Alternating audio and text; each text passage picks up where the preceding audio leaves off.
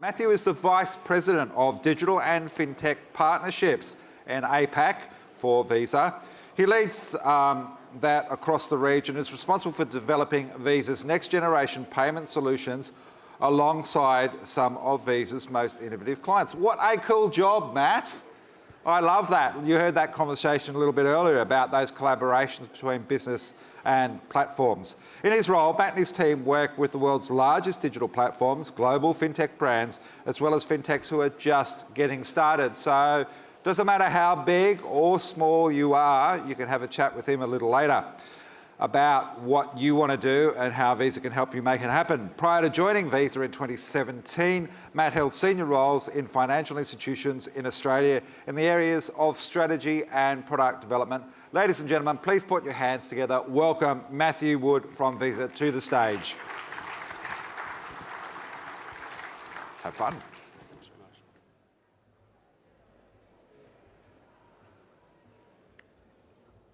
Hi guys, how is everyone? I'm getting some thumbs up. So my name's Matt and I'm based in Singapore. So this is the first time I've had a chance to get to Intersekt and it's just awesome to see the energy and the buzz in the room of the fintech industry in Australia coming together. I'm looking forward to being part of the learning and sharing over the next couple of days as well. Before I jump in though, and I'll introduce myself properly in a moment, before I jump in, just a little bit of housekeeping. You can put the binoculars away. No need to read this. What it says, apart from the obvious that we have lawyers and they're very good, two things just to note before I dive into today's content. The first is any use of brands or logos, third-party marks are purely for illustrative purposes only. The second is this presentation does not constitute advice, certainly not financial advice. So please don't rush out and download your sort of favourite fintech equity trading app and buy stock on the basis of what you're seeing in today's presentation. So let me introduce myself properly. My name's Matt. I look after digital and fintech partnerships at Visa. And this is a pretty privileged vantage point, I would say, because my team and I get to work across the spectrum of fintech across the entire region. So from India to mainland China down to New Zealand and the South Pacific.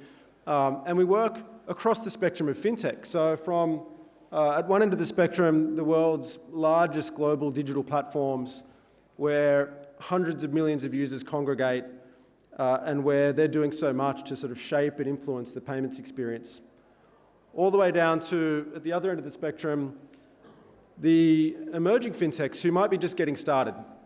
And we're helping them get up and running on the Visa network and helping them to develop value propositions where payments, making or taking payments, can be part of their story. And so with this perspective, I'm often asked, who are the next fintechs we should be keeping an eye on? And the honest answer is, if I knew the answer to that, I'd probably be zooming into today's conference from my island somewhere. So I'm not going to talk about any particular fintechs, but I will talk about some of the trends that we're seeing and the ones that we've been paying attention to and the ones that we're looking at in the very near to medium term.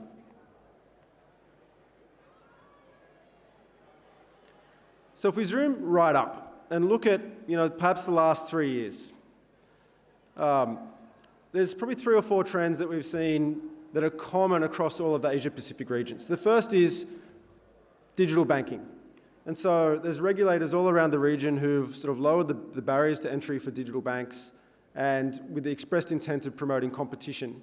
Now, Australia included, it perhaps hasn't worked out in Australia as had been initially envisaged, but in markets like Singapore, Hong Kong, Malaysia, Thailand, actually the digital banking new entrants are doing so much to promote competition in that segment.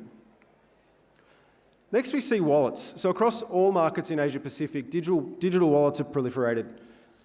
225 million wallet acceptance points in the region, nearly 2 billion wallet users. And that's something that continues to grow and grow. Then, of course, we've seen the proliferation of crypto.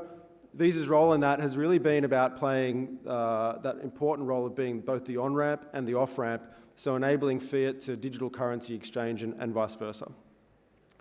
And then lastly, BNPL. From Melbourne to Manila to Mumbai, we've seen so many BNPL players start to take a slice of the credit segment, and particularly in markets where access to credit isn't as easy as perhaps this market, we still can see BNPL continue to grow. But as we look ahead, and really the basis of the rest of the conversation we'll be having today, there's 3 trends or focus areas that we're paying really close attention to at the moment, and that we think all of you should too. So the first is embedded finance. It's going to continue to grow. Financial services will continue to be served up closer to where the customers, be it consumers or business, are spending their time. Social commerce, as the second, is doing so much to change the buying experience. And actually, when I reflect in a moment on some of the way this is playing out and some of the trends and the data that we're seeing, I think you guys are going to be really surprised about how big an industry this is. And then a little further down the line, and a little more speculative, but I'll talk a little bit about what we at Visa think is happening in terms of how AI will shape the commerce experience as well. And all of these things in their own way are really going to influence the way that buyers buy and that sellers sell.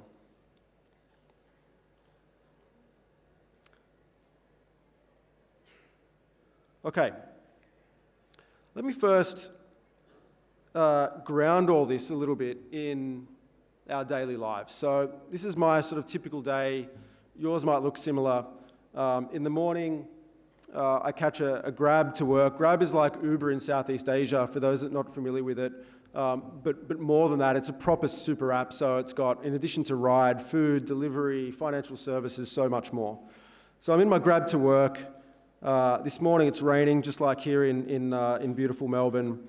My driver's a little bit erratic, and so I'm feeling a bit cautious and choose the insurance option within the app so I'm covered and protected. Costs like 30 cents. At the end of my ride, I'm served up the option to pay now or pay later. I choose pay now. I'm not interested in that right now. But later that morning, still on the Grab platform, I'm booking for flights and a hotel for my next trip. I go to Agoda, still within the Grab ecosystem, and this time I pay by Visa installments, which is served up as a checkout option at the time I'm making that payment.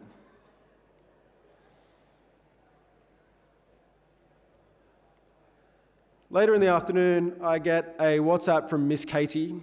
Miss Katie is my daughter's ballet instructor. Miss Katie is also a family friend, so typically when I get a message from Katie, my wife and I look at each other and sort of have this moment of, have you paid her? Oh, no.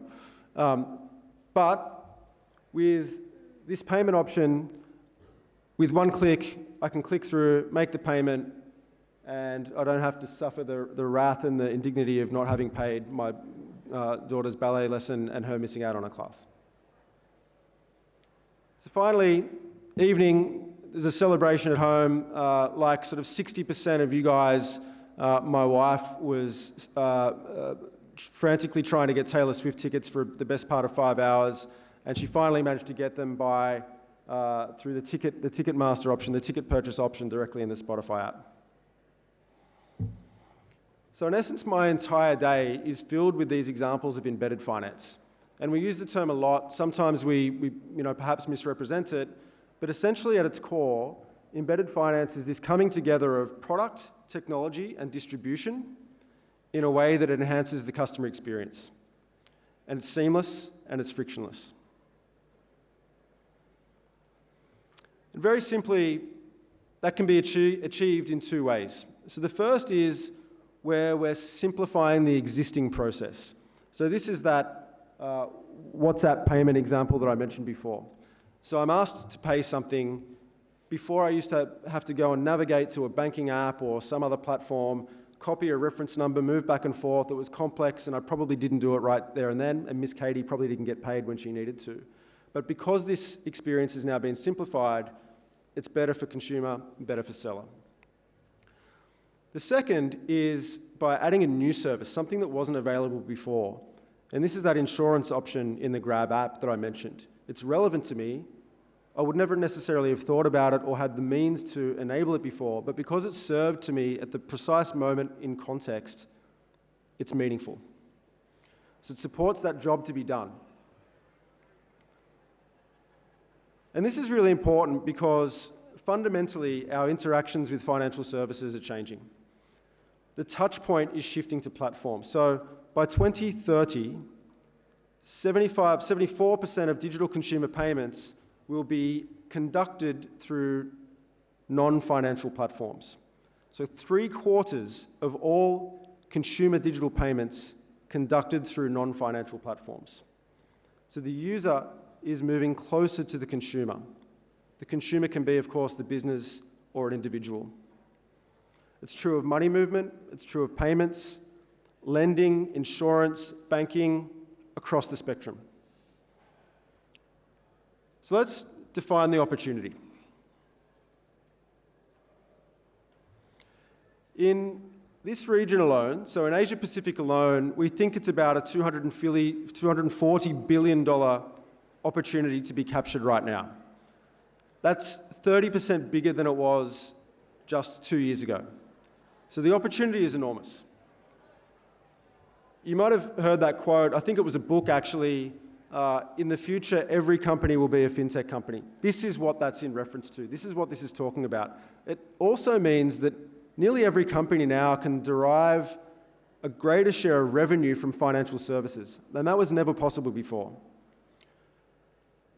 So how do we capitalize on this opportunity? And to understand that, it's important to reflect on what role you can play in this value chain. And we see a few fundamental roles. So the first role is the product providers. They own the financial product, probably have the financial license or regulatory license required to offer that product, and also do so much more, be it credit management, risk management, fraud prevention, etc., to make sure that that product is performing in line with expectations and regulation. Then we have the technology enablers. So this is this critical third party who provide the connectivity and the ability to integrate those financial services into other environments. Then we have the distribution platforms. So these guys own the customer experience. They're the ones who can surface the product in the context where it's most relevant. So for every one of us in this room, each of us can probably fit into at least one of those categories. There's probably maybe a dozen of us, maybe, who can fit into 2 of those categories. And maybe just a very small handful of you who, with the work that you do and the business that you have, can fit into all 3 of those roles. What that means is, essentially, in order to fulfill what the customers are now expecting in terms of how all this comes together, it means partnership. And that's probably partnership with people sitting in and around you today. Because fundamentally, even if you have the best product, if you don't have the best distribution in this context, it doesn't matter because your customers, your target market, aren't going to see it when they need it. So let's talk about social commerce in this context, which is fundamentally changing the way we think about purchasing. So we call this the creator economy. And like I said before, is having far much more of an impact than most people understand. So let's kind of reflect a little bit before I dive into that on how commerce has evolved over, let's say, the last 30 years. So back in the 90s, everything was offline. If you wanted something, let's say a pair of shoes, you had to walk down to the high street, to a mall, hope they had your size, hope they had your colour. If all of that lined up, then you'd buy it. In that journey, maybe you saw a billboard, perhaps you saw a recommendation from one of your mates, but by and large, there wasn't a lot of data thrown at you. Then, 2000s, e-commerce is born, and you've got this ability to go in and search into Google your hottest running shoes or whatever search term you're looking for. You're served up this list of stuff that you have to sift through. Then you click on a link and then have to sift through their inventory to find the product you want. So you're discovering the products that you need or that you're looking for. In this content era, we're now served up exact recommendations for us based on what we need and when we need it. So we're in this content era, it's data-driven, it's personalized, it's product discovering us, not us trying to discover where the products are. It's influencer-generated and leads to a purchase right there on the platform. And that purchase, typically with a simple click, those exact shoes that I'm looking for are on the way to my doorstep.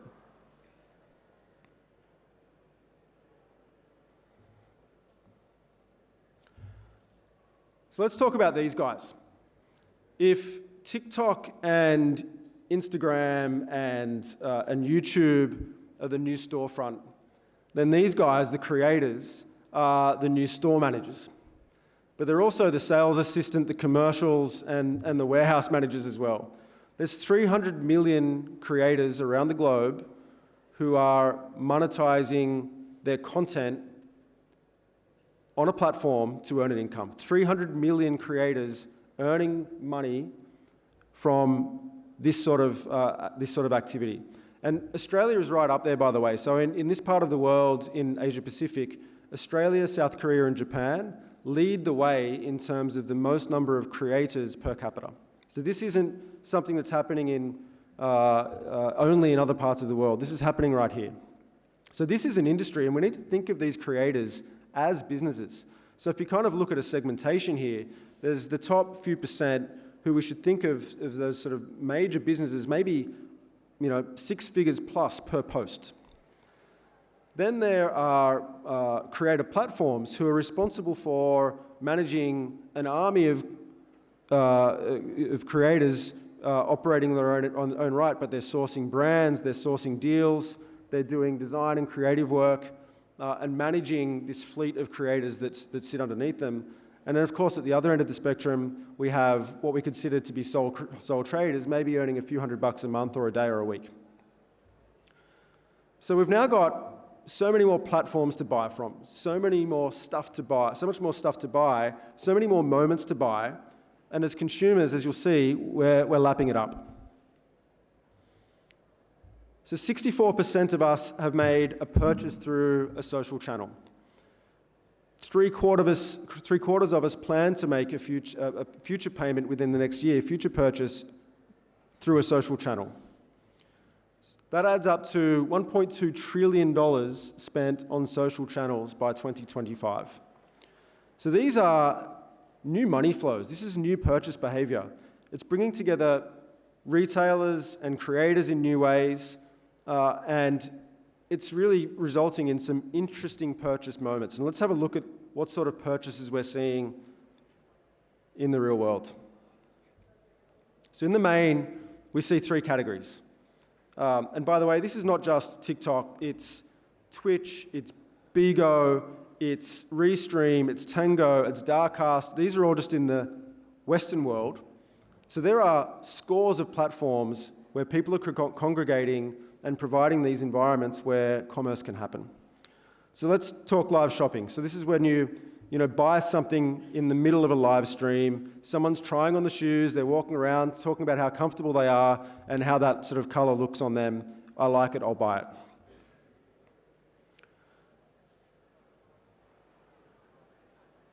The second is tipping. This is when you give a financial reward, could be big, could be small, to someone for doing a good deed or a random act of kindness. Now, this guy's digging a hole and received tips, don't ask me why. And you might laugh, but there's also the guy who spent 2 hours playing Minecraft, streamed it. During that 2 hours, had an average of 2,000 viewers in any given moment. A total of 1.2 million people watched him play Minecraft, and he earned, during that time, $650.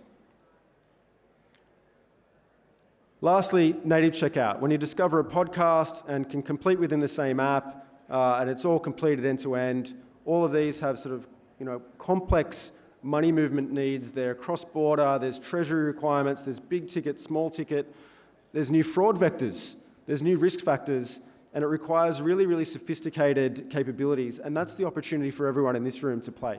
And it's a big enough market that it's not going to be winner takes all. So the opportunity is too big for that. In 2022, 10% of all e-commerce was social commerce. And that will double by 2025. So 20% of all e-commerce will be social commerce. So if, and I'm going to invent a word here, if the TikTokification of commerce is shaping that trend, what's the next trend that we should look at? And we think that it's generative AI.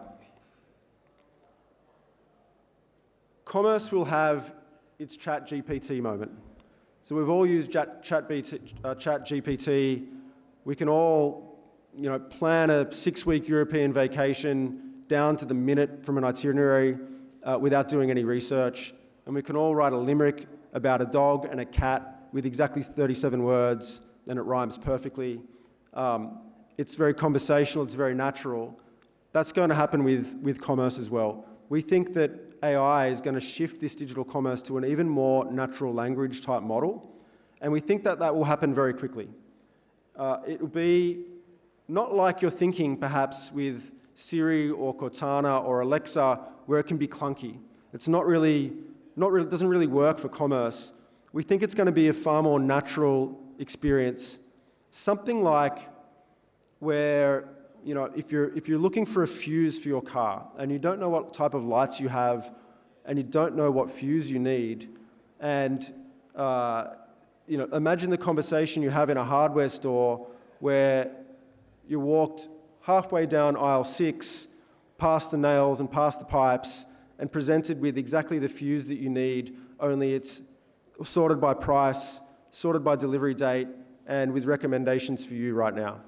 It's like the physical world, just like the physical world, this world will also begin with a conversation. And I hope we land here pretty quickly. So think about this type of experience. It's the Thursday before Mother's Day. I'll go to an app on my phone and I'll talk to it and say, I need a Mother's Day gift for my wife. Her Instagram handle is X. She's 43. She likes running. She likes the beach. She likes Pilates. She's a fan of Taylor Swift. What should I get her? And I'm served up this curated, perfectly designed just for her, all within my budget, all able to be delivered exactly when I need it, and all based very specifically on her needs and what she would like. But even more than when the payment is automatically made from the credential that is optimized for me right then, based on either my bank balance or my rewards points portfolio. I'm not even making a purchase selection. The algorithm is making this purchase selection for me. It's happening in the background, and I don't even need to worry about whether I pay on debit or credit or this or that. So this is just an example, but with generative AI, we think that for businesses, there are so much opportunities in terms of streamlined operations, improved efficiency. For consumers, they'll see better service, better recommendations, and all of this is going to enable more of us to participate in this buying and selling world. So what's Visa's role in all this? So our technology is and has been enabling commerce for more than 60 years. At our very core, we connect 4.8 billion sellers, credentials with 100 million sellers. That equation is exploding, as you see. And we talk about this four-party model. Many of you from the payments industry in the room will know what I'm talking about. It's the consumer, the seller, the acquirer, the issuer. But actually, it's sort of like describing an ecosystem that's built around a rock, a tree, a stream, and a grasshopper. But in reality now, the payments ecosystem is a habitat. It's a rainforest, and there's so many more participants, so many more actors playing important roles. And fundamentally, though, in all of this, our role as a connector remains as it ever was. Ultimately, it's to bring all these parties together in a way that makes commerce seamless. And the reason we keep doing that is because commerce keeps changing. So I'll leave you with just a few closing thoughts. The way consumers are interacting with financial services is shifting permanently. Now, we're not saying relationships won't continue to exist between consumers and banks. Of course they will. But platforms, be it big tech, retail, social, all of these sorts of players are increasingly incorporating financial experiences onto their platforms. And that means that there's a blurring between financial providers and non-financial providers. Our definition of what is a seller is changing. And this change is enormous, but also brings enormous opportunities for all participants, and that's all of us. One thing for sure, though, as we look ahead, is that the distribution of financial services is going to be integrated into the everyday digital experiences of consumers. That notion that the product is no longer enough, it has to be with the best distribution. That's the key takeaway today. So we're invested in this space at Visa. We're really leaning into it. We'd encourage you to lean into it as well, and we'd be really excited to have a conversation with you over the next couple of days about how we might help and how we can capture this opportunity together. If you see some guys wandering around with blue Visa jerseys on, tap them on the shoulder, and we'd love to hear about your plans and have a conversation. Thank you very much.